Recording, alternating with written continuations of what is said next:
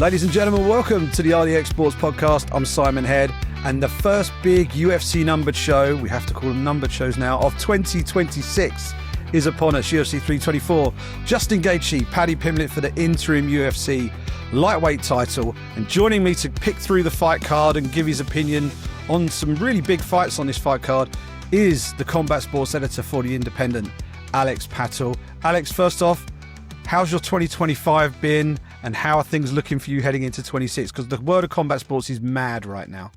You're right. I mean, it was a mad end. Firstly, I should say thank you for having me, Simon. I really appreciate it. It was a mad end to the year. It was mad enough with Jake Paul versus Anthony Joshua.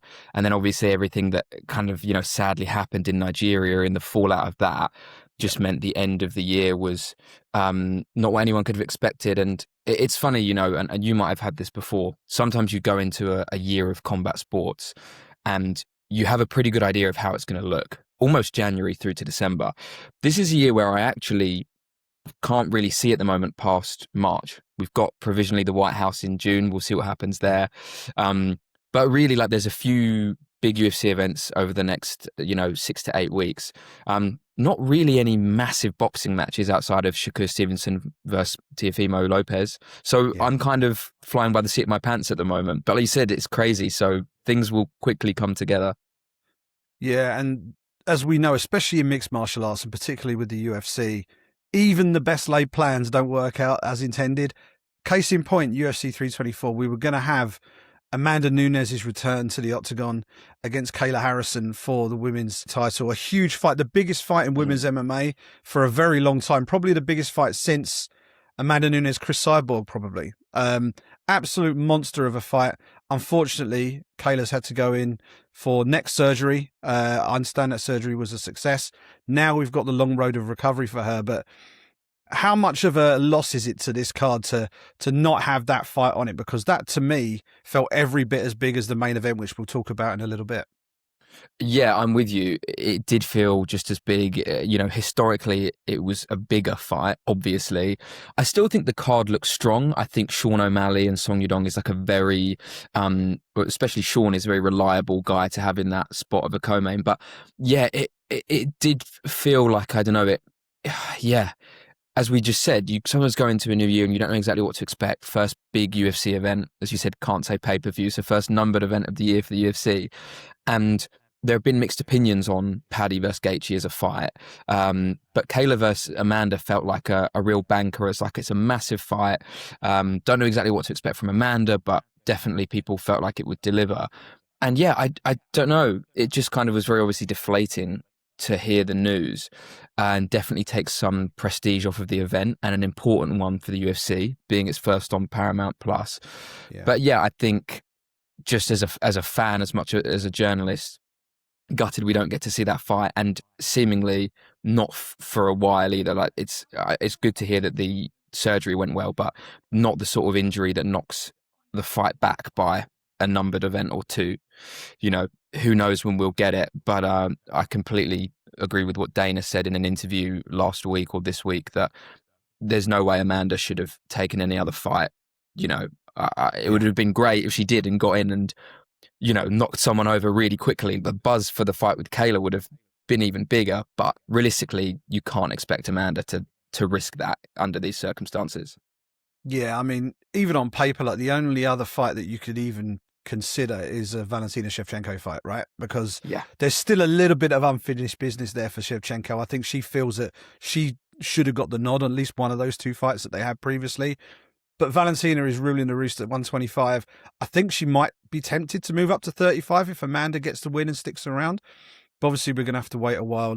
The timetable that's been said online, I don't know whether it's from a qualified medical professional, but they're talking 6 months. And that's 6 months, but then you've got to get a fighter who we know has to struggle quite significantly to get to 135 pounds, to get back into shape, to then make a cut to 135 pounds. So we might not even be looking until Q3, Q4 if we're lucky. So all we can do, I guess, is wish Kayla the best in her recovery, and that hopefully we get to see it a little bit further down the line, I think you make a great point about Kayla and the weight cut, by the way, and I've not heard too many people talk about that, but you're right, that should theoretically lengthen, not the road to recovery. But once that road to recovery finishes, like she's not going to be as close to fight ready as some fighters might be. And yeah, you also make a good point about Valentina. I felt for a long time that if Valentina had fought Amanda, even towards the end of Amanda's, UFC run pre-retirement a couple of years ago, I probably would have fancied Valentina to maybe pick the winner. I think it would have been another very competitive fight. And you're right that's one of the only ones out there that I think is worthwhile for Amanda. It's one of the only ones that I think fans would feel adds anything to Amanda's legacy, So, I mean, it was obviously already an incredible legacy. But yeah, as you say, you can only wish Kayla the best and hope we get to see that fight before the end of the year. Yeah, fingers crossed. Fingers crossed. For me, that was the fight I was most excited about on this card. It could have been a passing of the torch, but however that fight would have panned out would have been a spectacular occasion for women's MMA and a real, to see a two-time Olympic champion in there against the consensus GOAT in mixed martial arts in a 50-50 fight would have been huge to see. But we have a main event at UFC 324. Yeah, and it's a banger. It is a banger. You mentioned a little bit earlier that opinions have been somewhat split about Justin Gaethje versus Paddy Pimblett. Is that because there's an interim title on the line, or just because people don't like the matchup? I mean, on paper, I think it makes sense based on the landscape as it stands. The elephant in the room is Arman Sarukian, who appears to be still needed to work his way back in to the good graces. I think he needs to prove that he can be trusted to stay fit and stay ready, but also not get into any shenanigans during fight week. Even the Dan Hooker fight, he decided to plant his head on him during the weigh-ins. Had that not happened, who knows? But from a salesman perspective and from a ticket shifting and attention perspective, Gaethje versus Pimblett, they're two of the bigger fan favourites in the UFC and two of the more exciting guys at 155. But do you think this is the right fight for the division right now? Oh, so I find it fascinating, and there's so much to get into.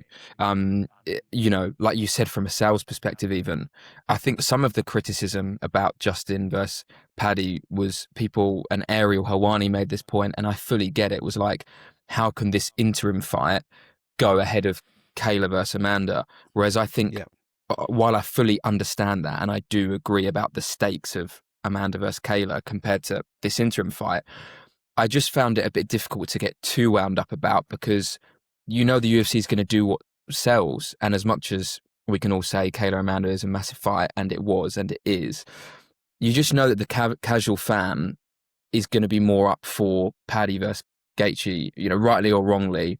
So firstly, I think some of the criticism came from the placement on the card.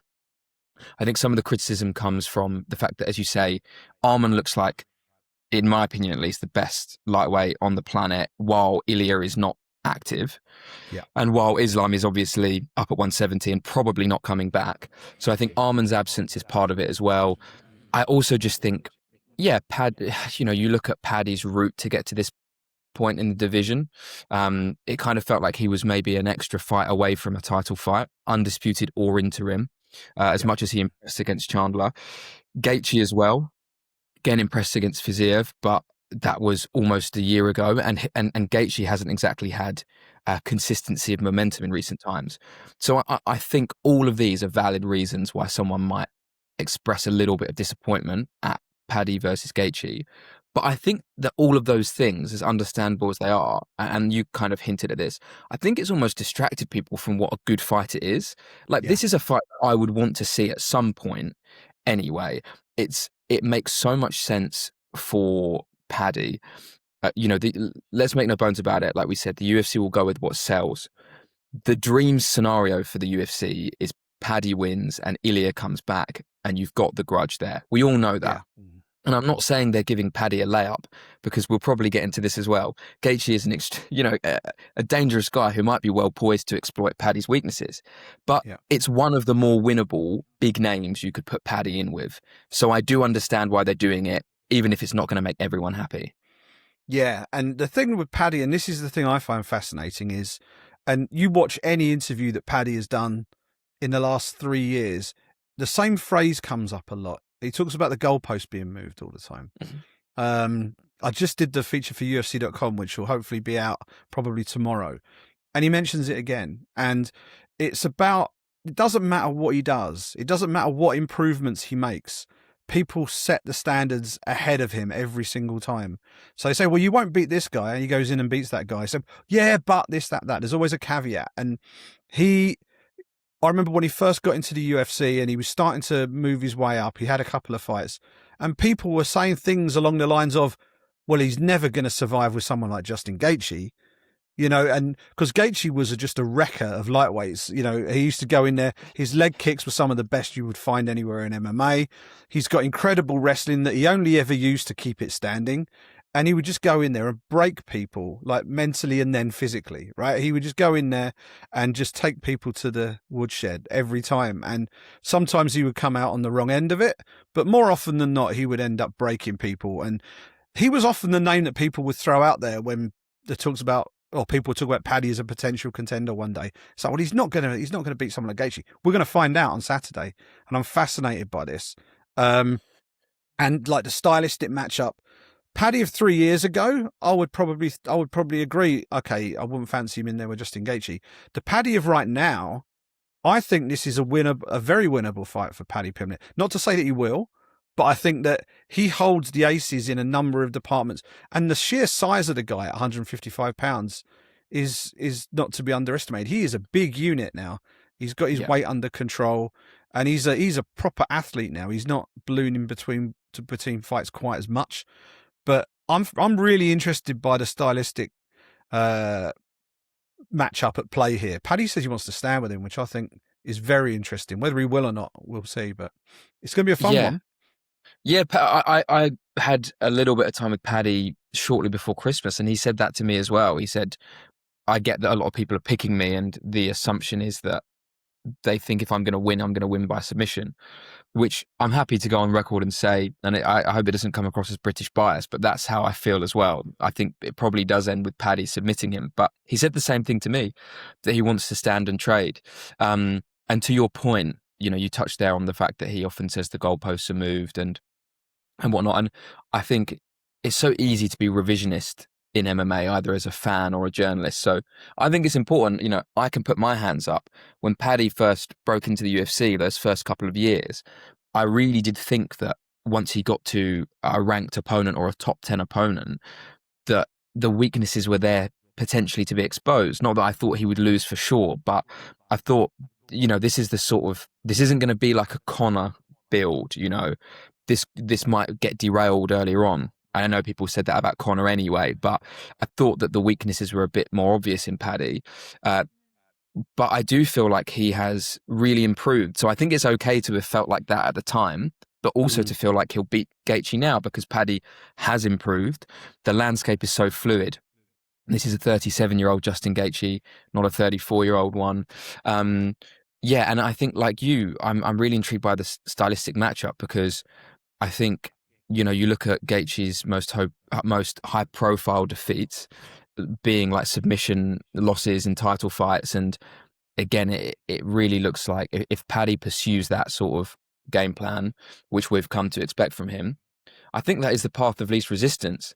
And I never know what to think when a fighter so adamantly says that they're going to take a different path, And I think the closer the fight gets, the more I start to think, imagine Gaethje cracks him. Because Paddy, again, for all his improvements, is still very hittable. I think it's fair to say. And very few lightweights hit as hard as Justin does. So, yeah, I mean, it could just be chaos. Or it could end quickly either way. And going back to what we said at the start about, I think it being a better fight, an actual matchup than people have given it credit for. Yeah, that's just it. I love fights where I don't know exactly how it's going to play out. That I could see it going either way, or I could see it being brief, or I could see it being long. And in that way, again, shame about losing the women's title fight. But regardless, like it's a great matchup to like kick off a new year. Yeah, that's my feeling on it anyway. Yeah, and the phrase I wanted to just sort of pick up on that you mentioned there, because it was one that was in my mind at the time as well, the path of least resistance, right? If you're in a championship fight, surely you have to take the path of least resistance. If that's the most straightforward, easiest route to the goal, which is to win the belt, Why would you not take that other than ego, right? So to come out and say, I'm going to do this, I'm going to do that is fine because there could be some gamesmanship involved. Ultimately, if I'm Paddy, I want to get Gaethje as comfortable as possible in a stand-up. And then when he's comfortable, then you go in and you do your thing on the mat. But if you're Gaethje and your opponent's saying, I'm going to stand with you, he's like, thank you very much. You've made my job 50% easier because I now don't have to worry about this other skill set that you're decided to not use. So I don't know. I mean, like if I'm Gaethje, I want the fight standing, and I want to test how much pain he can he can take with those leg kicks. You hit him with the leg kicks, that then opens up the potential for shots over the top. And as you say, Paddy has been clipped before. He's shown to have a solid chin. He's been stunned once or twice in his career, but he hasn't been put out properly yet in a fight. But he's in there with some of the very best now. Sometimes it only takes one. But yeah, I mean, if I'm Paddy, I'm thinking, okay, I want him to be comfortable. I want him to not think about takedowns. But when push comes to shove, the best and most effective way of getting Gaethje out of there, who one crazy last second knockout aside has proved to be very durable, the best way to get him out of there is a tried and tested way of getting him out of here, which is to submit him with a rear naked choke. So we'll see how it all goes. But the thing that fascinates me about this is that you can see clear routes to victory for both men in this fight, and I do think it's virtual. I haven't got the odds in front of me. I would imagine Paddy's a small favourite because I think there'll be a bit of late money for Gaethje if he's an underdog. So he'll be close to a coin flip on fight night, I would think. But yeah, I think if Paddy fights smart, I think Paddy wins. But I think if he leans on ego too much, then I think he opens it up to Justin Gaethje. But we'll see how it all pans out. If you were slapping money down on this, which I suppose you can if you want to, but you tend not to as a journalist. But would you be leaning that way, leaning towards a Paddy win? It's a funny one. I'm not really a gambling man, but I actually think, and I'm with you, by the way, I don't have the odds, but I believe Paddy is a slight favourite, and you make a good point about late money coming in probably on Gaethje. My official prediction is that Paddy will do it, and although I'm not a gambling man, I think people who tend to have a bit more success in gambling will tell you that separating what you think is going to happen from, well, not even what you think is going to happen, but you have to weigh up those odds, right? So yeah, I think Paddy will win, but if I was betting, I probably would bet on Gaethje. I'd look at those odds and think, yeah, again, maybe a few too many people have written him off, and there might just be a bit of value in going for Gaethje. You made a really good point about the leg kicks, by the way. I mean, and everything you said about ego, I think is really fascinating too, because I can imagine Paddy fighting with a little bit of ego. I can imagine that Rimmer and the rest of the team, after one round, if it's not going to plan, will say, right, that is going out the window, all of that ego, and you need to stick to this. The fascinating thing is, if Paddy does fight with a bit of ego, does he make it that far? Against Justin Gaethje, do you make it to the corner to get that advice? And as I say, to go back to the leg kicks, you can start to really impact someone's ability to shoot. I mean, I think of Paddy more as someone who likes to be close and trip opponents. He's not shooting from like miles out, right? Yeah. But still, like you said, you might want to stand and trade with Justin, and then you eat just a few of those leg kicks. Just one or two is probably enough for someone to feel like, actually, I don't fancy being here. And the last thing I'll say on it is, like you said earlier, surely you can't fight with that level of ego in a title fight. But it was really interesting to me. Oliveira came out and said it late last year, talking about the Topuria fight. He said, I kind of wanted to prove I could do it. And we probably listen to that and think, I mean, what on earth were you thinking? It's easy for me to say sitting here, not as a fighter, but it shows that it can happen. But with Paddy, there's just so much on the line, because it's not just a version of a world title and the prospect of better paydays coming. It's the prospect of one of the biggest fights in recent years against Topuria, if he wins and if everything lines up. Yeah, I tend to think, I threw the ego word in there because I think the Paddy of 2-3 years ago, that would be a real worry. I think he's matured so much over the last 2-3 fights. I've really seen sort of that. That's been the biggest growth, I think, in him, along with his physical conditioning. I think those two things have been the two biggest upticks in his game. But the thing that I wanted to just touch upon before we move on to the co-main and the rest of the card is this could be another British UFC champion on the books. You know, we've lost obviously Leon lost his belt a couple of years ago. Tom Aspinall obviously has the heavyweight title right now, but he's out of action. We don't know when he's going to be back. We just hope that his eyesight's back and good to go from that point of view. And then hopefully, we might see him back at some point. But that's going to be a process. How big would it be for British mixed martial arts and for the market over here to have another champion, and to have that champion be someone with a personality as out there as Paddy Pimblett, who is, he just draws attention anyway, but he's very authentic as well at the same time. Whether you like him or don't like him, you know what you're going to get with him. And I think it would be very interesting to have another British world champion, and for someone with a big personality like that would be very interesting to see. Yeah, I think it would be big. I think it would be reinvigorating.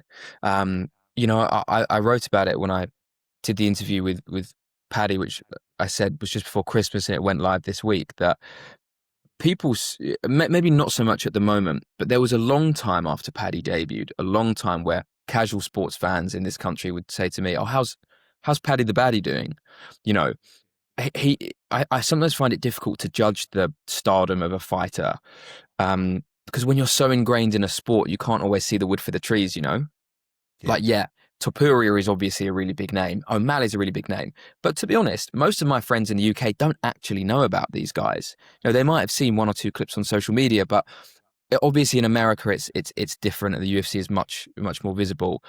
But I think Paddy, to your point, it's the personality. Like, we have had a couple of UFC champions in recent years. I think whenever Tom is in front of the right eyes, he makes a really good impression. I think the way Leon won the belt meant that there was like a brief spark when he won the belt, because it was just obviously like an all-time great knockout. But actually, when you look at Leon's personality and Tom's personality, I love both guys and what they've done for this sport, and I think they're both phenomenal fighters. But Paddy is just a fighter that's easier to market. He's the sort of guy, and again, I mean, this is nothing against those other two, but if you could pick a Brit to have the world title, in terms of giving the sport the best chance of growing here, it would be Paddy. Again, even factoring the fact that not everyone likes him. Like you said, it's better if they're divided. So many fighters are watched because people want to see them get knocked out, which is why the whole Jake Paul, Anthony Joshua thing worked, right? So I think it could be big, but I'd be, remiss if I didn't say that I also think the UFC needs to really do its part, because they missed the boat a bit with Tom. I know there's frustration on Tom's team's side that the UFC could have done more to push him, and that is separate to even the fact that he wasn't getting the fight. You need to you can't passively promote these people. You need to actively put them in front of people, both in terms of giving them fights and creating other opportunities for them. And Paddy will do more of that by himself than Leon and Tom will. But you need to really strap the rocket to him if he gets the belt. Yeah, 100%. And I think there's so many things involved with Paddy that I think just make this a lightning in a bottle situation for the UFC, right? Because if I was going to equate him to a boxer from like yesteryear, someone who was a Marmite sort of character, you loved him or you hated him, people tuned in to watch him win because they loved him, people tuned in to watch him get beat. He had that air of beatability about him that made it sort of antagonized and excited at the same time, depending on what angle you were coming from. Prince Nassim Hamed was very similar in that regard. They were both out there. They both spoke what they were doing into existence. And while they're not the same character by any stretch, there's a lot of similarities between them across the two different sports. And Nas was a superstar, an absolute superstar. When I was growing up, I was sort of in my early teens when he came up. And he was the guy. It was him, and it was back in the days of Eubank and Ben and all of that. But Nas was a superstar. And I feel like Paddy can be the Nassim Hamed of MMA for the UK. And but the other benefit that he has for the UFC and from a marketing standpoint, he's in one of the best divisions you could possibly ask him to be in. Like the lightweight division, just by the nature of human growth, right? The lightweight division, there's more talent at that weight than almost any other weight. Maybe featherweight, bantamweight is going through a strong time at the moment, but lightweights over the years consistently has been one of the strongest, if not the strongest weight class in the UFC. He's never going to run out of contenders. We're not going to have a situation like Aspinall might have, whereas if he comes back, blows the doors off Cyril Gane, wins one or two more, then it's a case of, okay, who's next? I don't think Paddy will have that at lightweight because there's always a conveyor belt of talent, and there'll be more coming up from 45 as well. And there'll be some wanting to come down from 70. So, I think he's in a perfect spot. If he wins, it's all the alarm bells are going off in the UFC. It's like ding, ding, ding. It's like the fruit machine's going off, right? So it's going to be really interesting to see how that one goes on fight night. But that's a huge one. Might not be the undisputed belt, but it's potentially jackpot time for the UFC if he wins. Definitely. Naz is a great comparison, by the way. And you make such a good point about fighters potentially even looking to cross divisions to fight Paddy. Again, going back to the goalpost being moved, if he wins and he looks good, if, say, the Topuria fight doesn't materialise, because who knows what will happen there, people are going to look at Paddy as a beatable opponent. Like, as you say, even good 45ers coming up, or someone willing to drop down from welterweight, people will look at him as beatable, so he'll be on everyone's lips in post-fight call-outs, on everyone's tongue, I should say. His name is going to be everywhere. Paddy will obviously, if not entertain every call-out, he'll react to all of them because he can't help himself. And that is what you want, right? You want that constant buzz, and that's ignoring the fact that, you've got a Holloway at lightweight, you've got Oliveira's still there. You've got someone like Saint-Denis. Like Saint-Denis versus Paddy would be chaos, and Saint-Denis getting close. It's just, you're right. The best division to have that fighter in, and you have to capitalise. 100%. That's going to be an absolute banger of a fight, however that one turns out. The main event at UFC 324, Justin Gaethje versus Paddy Pimblett. But this is not a one-fight card by any stretch of the imagination. Yeah, we lost the title fight in the co-main. We've got a pretty good substitute co-main. Sean O'Malley versus Song Yadong a year and a half ago could easily have been a title fight. It could easily have been a title fight. This is now kind of a fight for the right, I think. Whoever wins this can legitimately ask for a shot at the belt, I think, at 135 pounds. O'Malley trying to work his way back. Song wants to have that marquee victory that sees him sort of jump into that truly elite bracket. This is an interesting one because all the momentum is with Song. O'Malley's the one who's kind of got to prove himself back. But from a skill-for-skill perspective, I think most people would lean towards Sugar Sean. So I'm fascinated to get your take on this because they're two very different types of fighter as well in terms of the way they're put together, size, the skill set, and we're going to see it on Saturday night. It's two high-level guys in there. Yeah, it's another one that I'm fascinated by. Again, the stylistic element of it. And just to check, it is still 3 rounds to my knowledge, right? It's not one of those where they said, yeah. So that kind of makes it more fascinating to me because I'm with you. I think there's no doubt in my mind that Sean is the sharper. Look, we expect this to be mainly standing up, obviously. Sean is the sharper striker. Song, maybe more power, but yeah, there's an element to it for me of not that it's going to be Sean like having to survive for 15 minutes, but I just feel like he could be fighting a really good fight. And there's always that chance against a really athletic guy with heavy hands that it all comes crumbling down. So like I said, this is one of those when it was made where it's, I lean towards O'Malley, but I'm not sure. And then last night, knowing I was going to chat to you, I was looking a bit more at, both guys' records. And I do think there's a little bit of similarity between how I feel about Sean and how I maybe felt about Paddy. When Sean was coming up, it felt like he was getting a little bit of a favourable path. I think a lot of people feel like that. And I think it made it quite easy to overlook how good he actually is. And when you look at, the only losses he's had in the UFC, they're obviously that, I think the one to Cheeto early on was more legit, like than people give it credit for. Yeah. But those ones against Merab, I mean, we saw that Jan had to be perfect to get past Merab. I just think you look at the guys, even though when Sean beat Jan, that was, controversial, I still think he did himself justice that night. I still think even if you felt he lost to Jan, he was more competitive than a lot of people thought he'd be. And it's one or two results like that and one or two that Song has had against elite guys that just make me think it might be one of those nights where Sean actually reminds everyone how good he is and how actually he does have the skill set to back up the star power as well. Yeah, I think the thing with O'Malley, and I think I have a feeling we're going to see this on Saturday, is I think we're going to see a more mature Sean O'Malley than we've seen in the past. I think when he came up through the Contender Series, the Sugar Show and all this sort of stuff, they kind of strapped the rocket ship to his back a little bit. And I think he felt a lot of pressure to perform and a lot of pressure to deliver highlight reel finishes. I remember he was in fights where he's actively just looking for one-shot walk-off knockouts so that he can hit the knockout, walk off, do the jump shot celebration, and he's got his Instagram clip right there, And I think that took away a little bit from just how good he is, because he's a sniper. He's so good. His striking is so crisp and clean. But he's been through there with, like, Merab has given him a real test, right? That first one, he absolutely really put him through it. And but now he's up there against Song Yadong, who he isn't Merab, but I think Song has the blueprint now.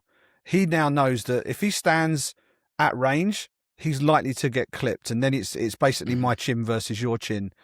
And he holds all of the physical disadvantages in a striking matchup because he's shorter reach, probably slower. None of that adds up very well for him in a straight up stand-up kickboxing match. So I think he needs to just get in O'Malley's face and get him up against the cage and just rough him up and make it a not very pretty fight for at least the first 5 minutes or maybe first round and a half. But O'Malley is just so good off the back foot because he knows that's what's coming. He's had to prepare for 2 fights of this. So I'm fascinated to see how he's going to look. I don't think he's going to be quite so reliant on looking to hit the home run shot, and get the highlight. I just think he knows that he needs to win and win well. And if he fights to his capabilities, I think he's a class above Song, who is really, really good. I'm not diminishing his skills. I just think that Song, while possibly a little bit more well-rounded overall, I just think that where Song is good, O'Malley is excellent in certain areas. And I think that extra tier of skill, I think, will probably be the difference maker on fight night.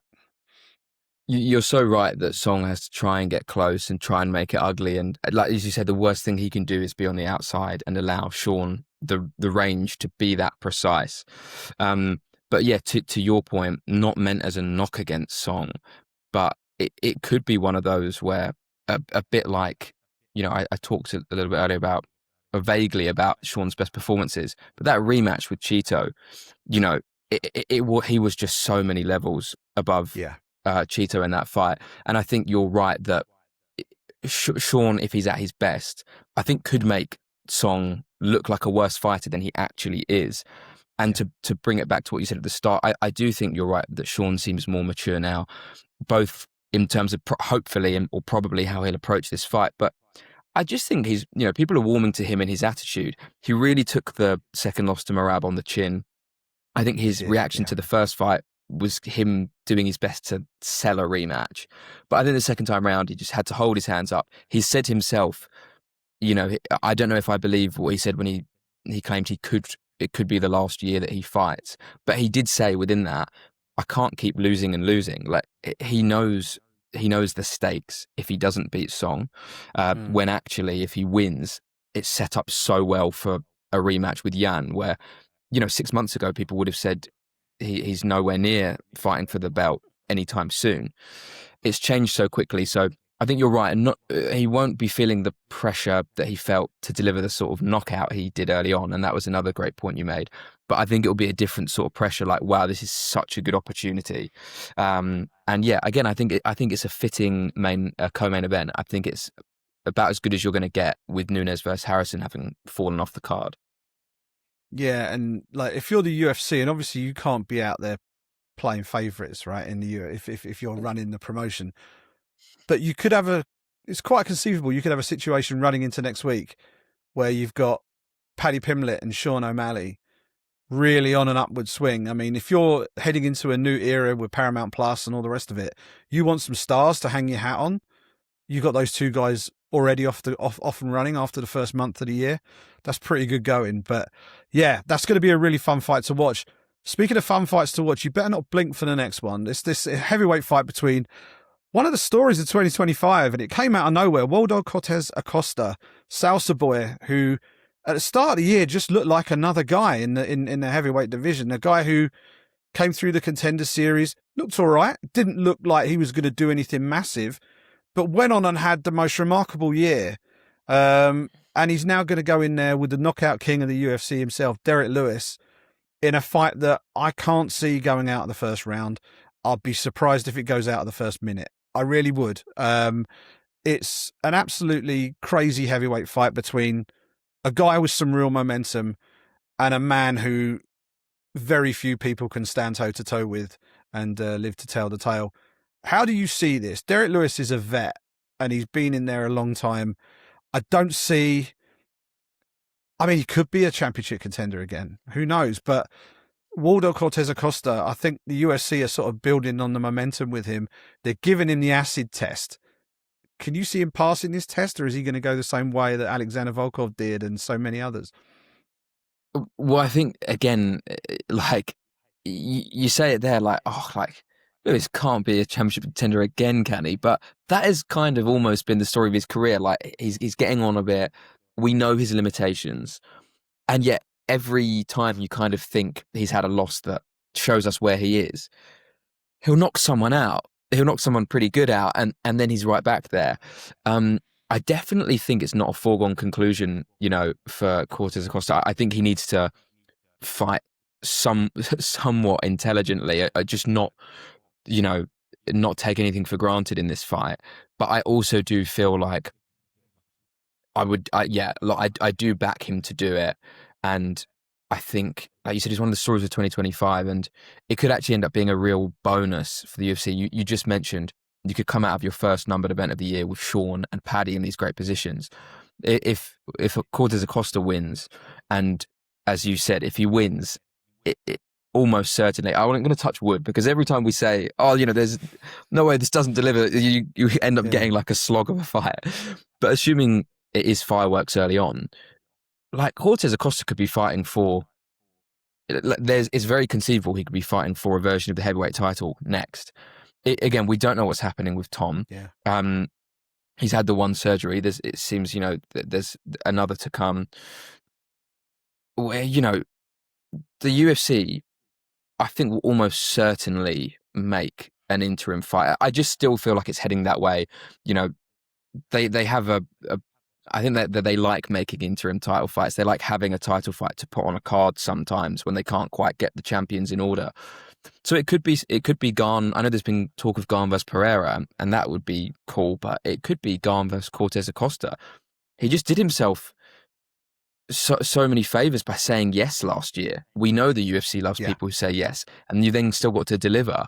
But yeah, really in a shallow division, if we're being honest, in a shallow division for quality, compared to some of the other divisions, like he's sort of played the perfect hand.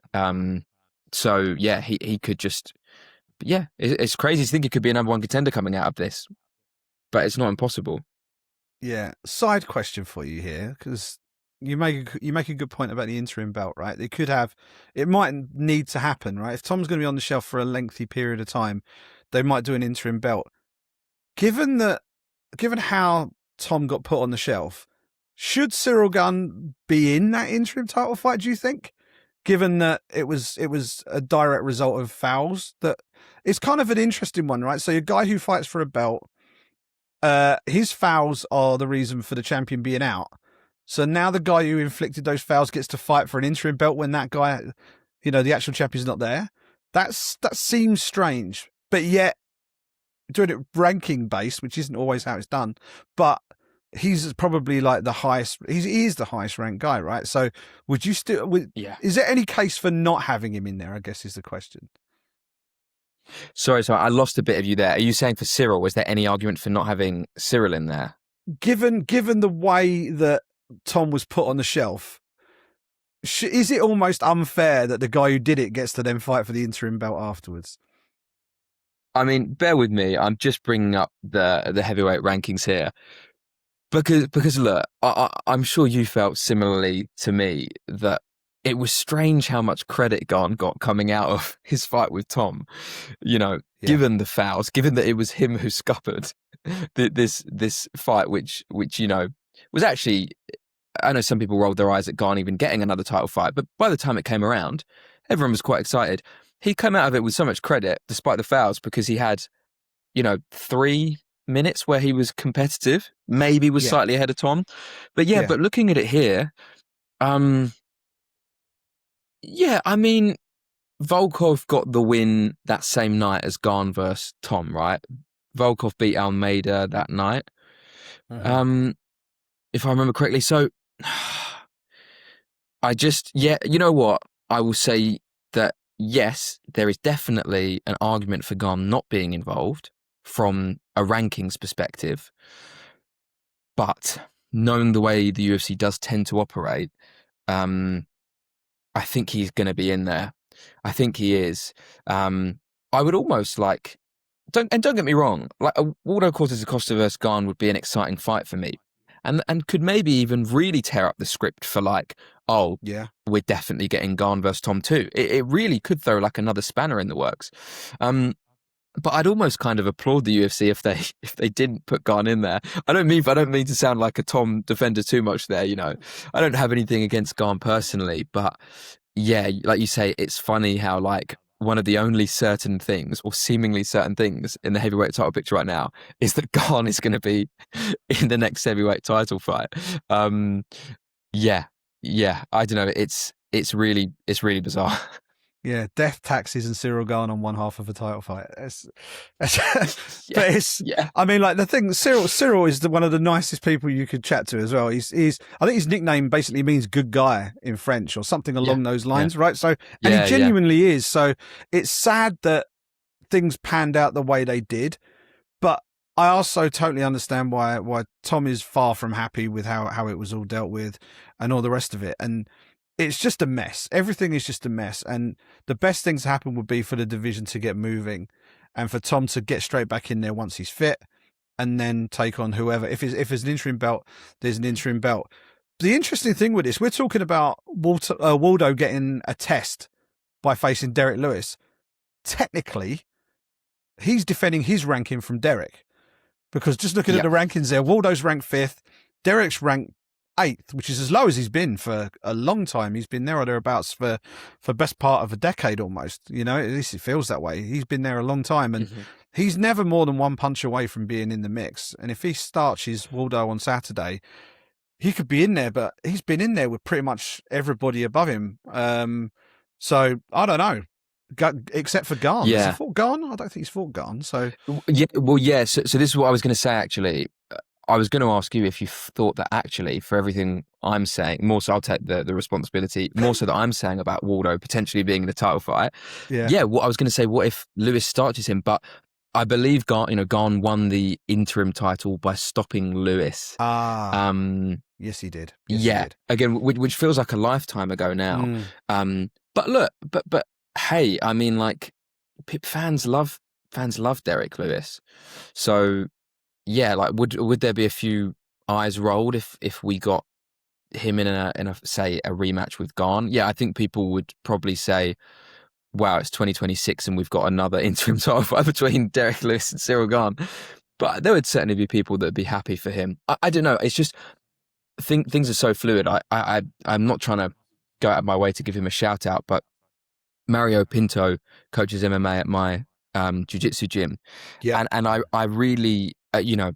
He's not even ranked at the moment, Mario, and he's only had 2 fights in the UFC proper after impressing on the Contender Series. But Tom has trained with him. Tom vouches for him as that new breed of heavyweight. And Mario's even a guy that I think, if he wins his next couple fights, he could be right up there. But he's definitely taking a different approach to Waldo. I don't want to speak too much on Mario's behalf, but I know he and his team like want to make sure that they're sensible and get the right fights at the right time because he's done well so far. Mm. But Waldo's like that, almost not the opposite of that, but Waldo's just said yes to a ton of fights and it's paid off, you know. Whereas, as I say, Mario's had a bit of a different, but also very valid, I think, approach.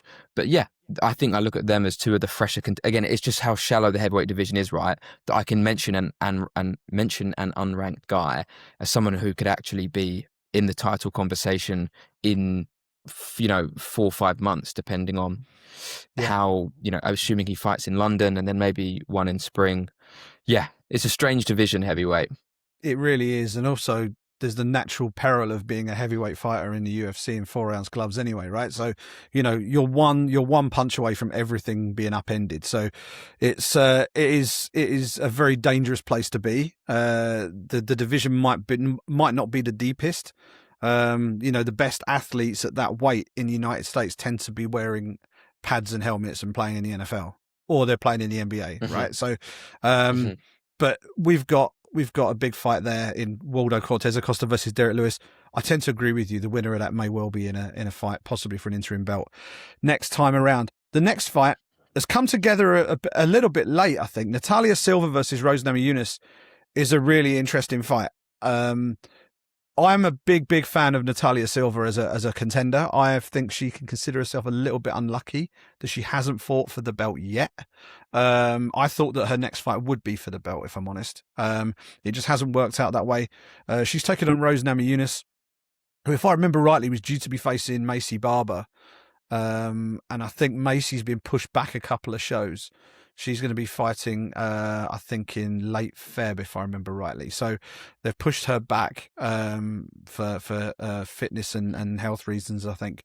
Natalia Silva gets the call, and she's the one defending her ranking. I think she's right up there. She beats Rose Namajunas. She's got a champion's name on a second champion's name on her resume. She's already beaten Alexa Grasso and did so really, really well last time out. For Rose Namajunas, I saw a headline yesterday.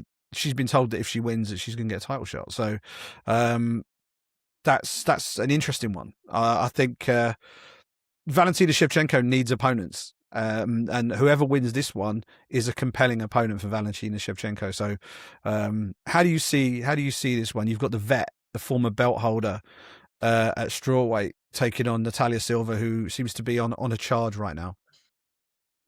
Yeah, I'm with you that I actually thought Silva's next fight probably would be a title fight. And like you, kind of felt a bit sorry for her. But then you look at this and if she does get the win, actually she's even better positioned. She'll probably have learned a little bit more about herself as a fighter as well. As you say, it's another big name on the resume, so it sells a potential title fight even more. And yeah, there's a little bit of Derek Lewis to Rose Namajunas. Probably not two fighters who have been compared before, but all I mean is like people who actually have been around for so long, and every time you kind of think, oh, Rose has had her moment in the sun, and maybe like she's past her peak, she can come back. So like I'm definitely not counting Rose out completely in this one, but yeah, I do think Silva's got so much momentum. Again, looking at her recent fights, actually had the win over Andrade before Grasso as well. So another champion, albeit that was late 2024. So she's got a great streak. Yeah, maybe not momentum in the sense of activity. Like the Grasso win was her only fight last year. So I'm interested to see how that plays into it. But as I say, I think you're right that Valentina needs challengers. But I think sometimes the UFC, it's like, you've probably seen it as well. Sometimes there's someone who like maybe is the best option to be the next title challenger based off of one or two wins. And it kind of feels like they've maybe been thrust in there just a tad early. Yeah. And I don't know, sometimes we don't fully really believe that they're going to test the champion. So again, it might not be the worst thing in the world that Silva's had to wait an extra fight. If she gets over the line, I think it might actually be her arriving at a title fight. With a little less ring rust and a bit more momentum, and so it might be better for her in the long run. Yeah, it's an interesting one because Valentina obviously came into the sport as a former Muay Thai fighter, right? Purely seen for her stand-up, she's now winning fights with her grappling almost exclusively these days, you know? So she's evolved and adapted and changed quite significantly from her early days in the UFC. Natalia Silva is probably top 2, top 3 strikers in the division in terms of just her range of strikes, her ability to control range, her movement is excellent.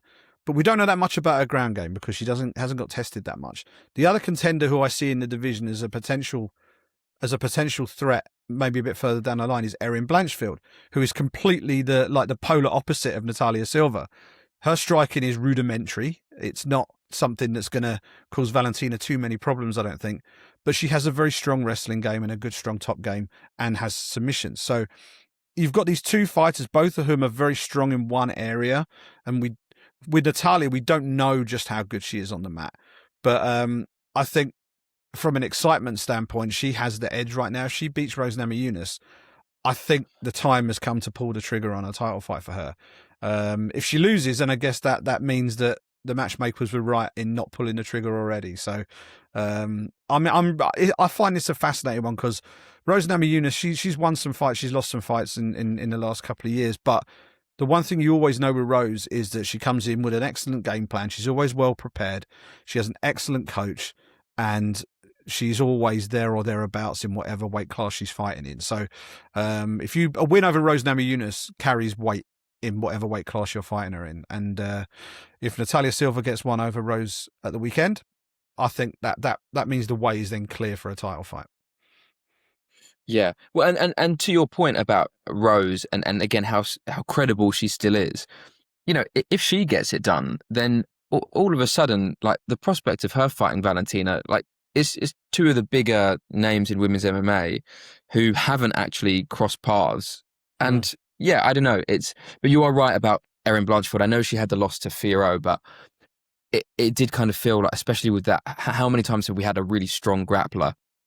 And there's almost like this ominous sort of march. And I say ominous because not every fan loves watching grappling. And sometimes it feels like maybe the UFC wants strikers in there together. But yeah, it's kind of felt for a while like a Blanchfield title fight would be inevitable. But yeah, you're right. She and Silva have such different styles. Put them both in. Handicap match, 2-on-1. Between them, they cover the stylistic bases needed to beat Shevchenko. Shark Tank, yeah. 5 minutes each. Yeah. But no, I think it's a good fight for the division. And I'm looking forward to seeing how that one pans out on fight night. The final main card, or the first main card fight of the night, the final one we'll talk about for the main card, England's very own Arnold Allen against Jean Silva, this is an incredible fight. This is just like, this is so under the radar. It is untrue. I think you put this fight on a fight night card and people are screaming about how good this fight is. It's just that it's kind of buried on like the curtain jerker slot at the start of the main card. But you do want to kick off a main card with a banger, and this is what they've got. Arnold Allen will have a tear up with anybody. Jean Silva actively seeks out tear-ups and is an absolute crazy man. I had the pleasure of meeting him in Vegas in the summer. An absolutely lovely individual, just a great human being, really nice guy. But you put him in a cage and he is just an animal. I can't see this fight being anything but an absolute wild brawl for as long as it lasts. It's going to be whose chin goes first, I think. It's a fascinating one. Yeah, as soon as you start talking about it, I could just feel myself getting giddy. And again, like, we're all fans first at heart, right? This is just, I'm so excited for this fight. And again, looking ahead to this chat, I was thinking about this fight last night, and yeah, like I'd not forgotten it was there. But when you actually see their faces next to each other on a poster, and you start realizing that we're going to get to see them share the cage, even for just a few minutes, maybe. Yeah, it's so exciting. And again, I think you're right. Both guys have a sort of like tendency to brawl. It's funny as well because I still look at Allen as such a great technical fighter. Like, I think I think he's pretty well rounded. I think of him as actually like capable of being very like technical. But I just can't help but feel like this is going to end up like the Dan Hooker fight. You know, that was again just absolute chaos for about a minute, maybe 2 minutes. And I think this will be similar. I also just think it's quite, oh, excuse me. I also just think it's quite interesting, like Arnold has really struggled for activity. He had the win over Giga Chikadze last time, but that was the July before last. And so even though Silva's coming into this on the back of the loss to Lopez, I actually look at Silva as having more momentum. He did himself justice in that fight. Obviously it was he was stopped pretty brutally, but it was a fun fight while it lasted, and it was pretty competitive. And Lopez himself is obviously a wrecking ball.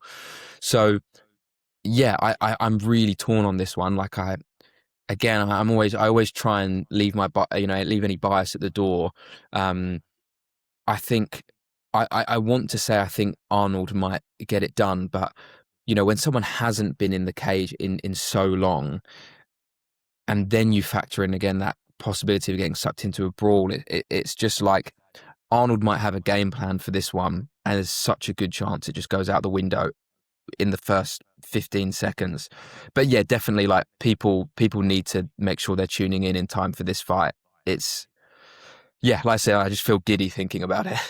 Yeah, I mean, I think because Arnold's been away for as long as he has, I think people don't want to sign a bout agreement with his name on it because he's just so difficult to deal with. And you take a look at his record, he's lost only 2 fights in the UFC. They were back-to-back defeats on the scorecards to Max Holloway. We were both there for that fight in Kansas City. We had that crazy trip to San Diego, and we had one day or one evening in Kansas City, which flew over, watched UFC Kansas City, watched an absolute great main event. I mean, Arnold was basically, if he'd just put his foot on the gas a little bit earlier, he would have won that fight.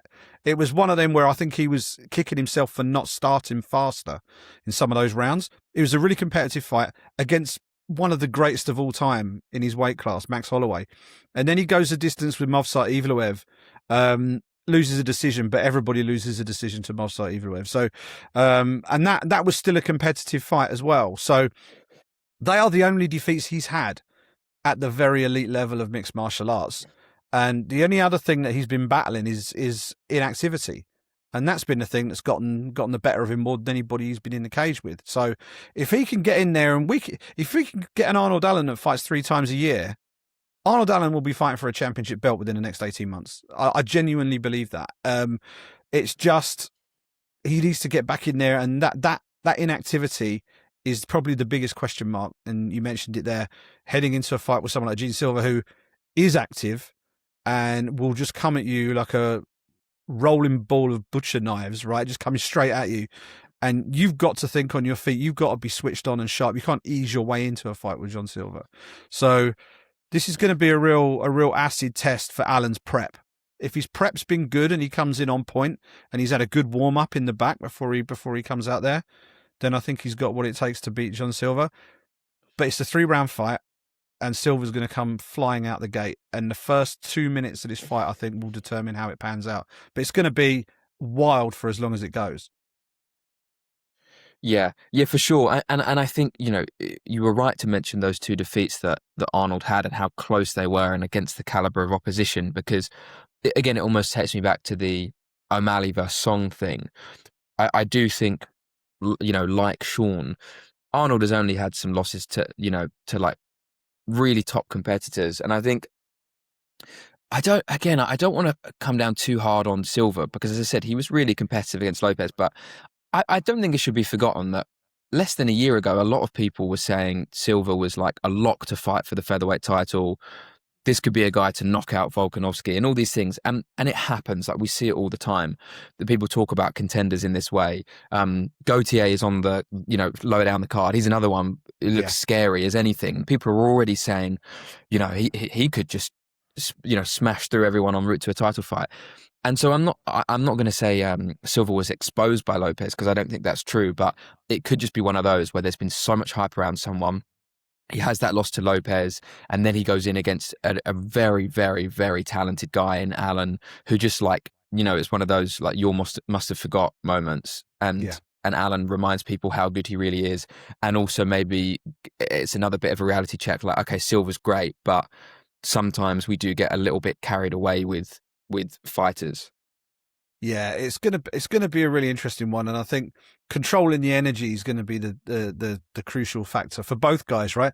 Silva goes in there and just empties the tank in the first 90 seconds of the fight. He could find himself in trouble as the fight goes on. Whereas if you're Allen, you've got to obviously you've got to meet that early pressure, but you've also got to try and use that aggression against Silva. So I don't know. His wrestling could be quite a big one. If I was him, I'd want him pushed up against the fence for 45 seconds of that first round. Just try and sap the gas tank a little bit. But it's going to be really interesting to see how that one pans out.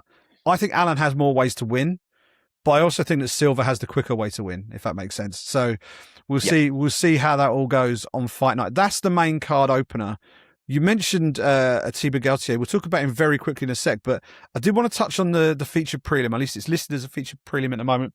Umar Nurmagomedov versus Davison Figueiredo. Two really important names in the bantamweight division. To me, this looks like an ideal get-back fight for Umar Nurmagomedov. He needs to build some momentum. He needs to get a win, and he needs to get a win against a name. And Figueiredo, he's a vet of the game now. He's probably a little bit past his peak, but he's still competitive. This, to me, looks like the perfect fight for Umar Nurmagomedov to sort of springboard himself into a title challenge later in the year. What do you think? Yeah, definitely. I mean, again, firstly, the fact that it's currently listed as feature prelim is a testament to how strong this card is. That could be, on the main card. It should be on the main card, to be honest. I'm with you. I think I still look at Figueiredo as such a scary fighter. The power he has, but also just how. Again, there's just something ominous about his grappling as well, and his submission threat. That I feel like almost anyone who gets in there with him, I'm scared for. And I think it says a lot about Umar that he's one of the few exceptions where I feel like Umar is so well-rounded. Again, Davison's obviously a bit older at this point as well, that I think it's the ideal fight for Umar to get another win against someone with like a really credible name and legacy in the sport, but also where I just think Umar's so well-rounded that I think he'll be able to stay comfortable here. I don't think he'll get lured into anything silly in the standing, and I think in the grappling exchanges, again, like he can't be complacent in any way. But I just, it's hard to bet against a Nurmagomedov in terms of controlling the grappling. And I know at this point that narrative shifted a bit. Again, Umar is so well-rounded, and Usman is very well-rounded, but I think, as you said, it's a perfect fight for Umar in many ways. And Davison, credit to him, he's extended his career well with this move up to 135, and I almost feel for him a little bit. Again, that sounds maybe unfair. Like, he'll definitely be going into this thinking he can win, and maybe he surprises me. But yeah, I do feel for him a bit. Like, it is another really stacked division, and yeah, maybe it briefly looked like Davison could quite quickly get into a title fight, whereas now it just feels like, you've got to beat some elite guys to get there. Yeah, it is a shark tank of a weight class at 135 pounds now, and Davison moving up to 35. I don't know, having seen him walking around between fights, how he ever got to 125 pounds. I really don't. Like, he is an absolute tank of a human being. Short one, but he is absolutely stacked to the gills. I don't know how he made 125. He must be so much healthier between fights now. And when he's getting ready for fight night, he must feel like within himself so much better than he did, because he must have been taking years off his career when he was cutting weight previously. But yeah, this is going to be a good fight. Two prelims I just wanted to very quickly touch upon before we go. I realise I've kept you way longer than I planned for, so apologies for that. Atiba Gaethje at 185 pounds, taking on Andrei Pulayev, and Modestas Bukauskas at 205 pounds, taking on Nikita Krylov. Two guys who are based here in the UK, who, for different career trajectories. Gaethje from Manchester Top Team, absolutely tearing it up at 185 pounds, and he's going to get to the point where they're going to try and put a ranked name next to him, and it's going to be quite difficult to get somebody with a number next to their name to say yes to him. And then you've got Modestas, who is having this incredible renaissance in his second stint in the UFC. It went really badly for him first time, had a horrible knee injury, bounced back, went back to Cage Warriors, and has now springboarded himself and looks to be in the best shape and the best form of his career. So give us your thoughts on those two guys in particular. They've both got pretty decent tests in front of them. But yeah, let's talk Gaethje versus Pimblett first. Gaethje he's a scary individual, right? He's like a slightly smaller Francis Ngannou. He's got that same air about him. He's just going in there wrecking people. Yeah, I think it's a good comparison. And when I think of him, I'm with you. I think this is a scary guy. I still think quite raw. I mentioned it when we briefly spoke about Silva versus Allen. Like, I think sometimes, especially when someone's knocking people out, fans get quite carried away. So I said I do think some of the talk I've already heard about Gaethje is pretty mad, but there's no doubt, like I said, he's incredibly talented, very scary, very fan-friendly style. I can't wait to watch him again. I think, like you said, like it's a good test for him, this fight. I do still think it will be one he'll pass, and I'm with you that the UFC will try and get him a ranked opponent as soon as possible. But then, I also think, like I said, he does still seem quite raw to me in some ways. And I'm also like, it's not someone I want to see rush too much, Like when someone's knocking people out like this, I just think, like, let's, not that it's a guarantee that they're going to keep knocking everyone out, but let's keep it going. Like that only builds someone's reputation. It only gives them more ring time to improve and hone that skill. And, yeah, I think, like I say, I back him here, but I also kind of feel like I don't want to be that downer, but I also like kind of almost hope people can cool their jets a little bit, or at least have a little bit more perspective. And I say this, and then he'll score some ridiculous knockout on the weekend, and this will all go out the window. But you're right, it's just a very different trajectory to Modestas, right? Modestas is such a lovely guy. I think it's I think quite an inspirational story and quite a refreshing story, because you see people who get to the UFC and it doesn't go their way and there's never a way back, and it's such an unforgiving sport. But for him to have gone back to Cage Warriors, it proved the right move for him.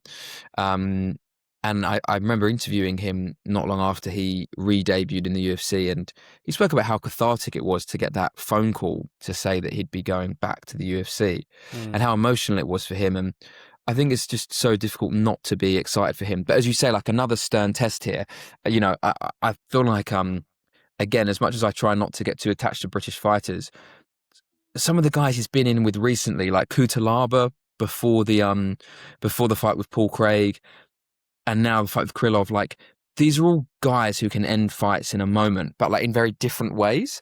And so I'm always a bit on edge watching Modestas, that part of me that would like to see him do well. And I imagine I'll feel the same this weekend, to be honest. Yeah. And your story about sort of like the bounce back ability of fighters, if you like, people in the UFC who they've had their time, they got cut from the UFC, or they didn't have their contract renewed. There aren't many of those where they've come back, right? We've had Brandon Moreno was probably the biggest success story. He won the Ultimate Fighter. He was right up there. Then he got cut from the UFC, came back and became a champion. That's the ultimate success story, right? And for Modestas to have just to go out the way he went out was as well. Like he went out with a nasty injury. Like we didn't know how he would look when he came back. And he's clearly invested so much time, not just in getting back from the injury, but just building himself up as an athlete as well. He was always a big, strong athlete before, but he looks a different level now to how he was when he was first in the UFC. And he's putting on some great performances in there. And Nikita Krylov is pretty good everywhere. He's solid in the stand-up. He's got sneaky good submissions. He's got excellent defensive wrestling. This is a guy who isn't probably going to disappear very quickly in there on Saturday night. And I think that it should give Modestas a little bit of room and a little bit of time to show off his skills a little bit. If he gets into a rhythm, that would be a really, really interesting one. On a team of Gaethje, and I know like comparing him with Francis Ngannou is incredibly lazy, right? Because, here's a fight from Cameroon, he knocks people out, right? But the thing with Francis, and talk about people being pushed too quickly, and Francis was just like taking heads off people left and right. But it felt like he only really truly evolved as a fighter after he got completely schooled by Stipe. And then we saw the evolution of Francis Ngannou as a fighter. And I wonder whether we need to see, he doesn't need to get schooled like that necessarily, Atiba, but to fight someone who isn't going to just crumble when he gets hit, someone who is going to drag him into some deep waters and see just how his swimming is, just someone who's going to just, Atiba might end up winning on the scorecards. That might take away from his knockout record, but that might be the best 15 minutes of his career if that were to happen. And they're the fights where you learn, where you're taken out of your comfort zone. And regardless of the result at the end of it, it's the quality of work that's happened in that time and what you lead into your next training camp with afterwards that will help him be even better afterwards. So I'm with you on that. Like, just sparking people out with ease in the first round will only get you so far. And eventually you'll hit someone at your elite level. And then where's all your hours of work in live situations against someone like that? You haven't had it. So, that's like the case of Francis in that respect, I think, is really relevant here. Yeah, I actually was going to say, I don't think it's, you're being, I think, modest. I don't think it's that lazy of a comparison. And even when you first said it, my mind went straight to that first Miocic fight. And Miocic's first performance against Ngannou is one of my favourites of all time. And not because I've ever had anything against Francis, but you look at, again, all the narrative about it, seemingly where the UFC's allegiance maybe lied in terms of where they wanted that result to go. And Stipe really... Yeah, like the thing that I love even more about that performance in hindsight is that it was a win for both guys, in the sense that, like you said, it felt like it was a massive learning moment for Ngannou. And yeah, he had to learn again. Like, the next fight, the Lewis fight, was a really, really bad fight. But it's like he had to go through those. And as you say, we're not saying that we want, Atiba to have dull fights or that we want him to lose or get scored. Like you say, it's just, I think we'll know much more about him if we get to see a bit more resistance. I mean, you look back at the fight against Vines, I believe it was last time out. Mine was pretty much running away, like, from the opening, like Atiba's pressing. Yeah. And Vines basically doing laps of the cage. And when he first, I think almost the first time he comes forward, he gets caught with a knee, and then there was never really a way back from there. So again, that's testament to how sharp Atiba was that night.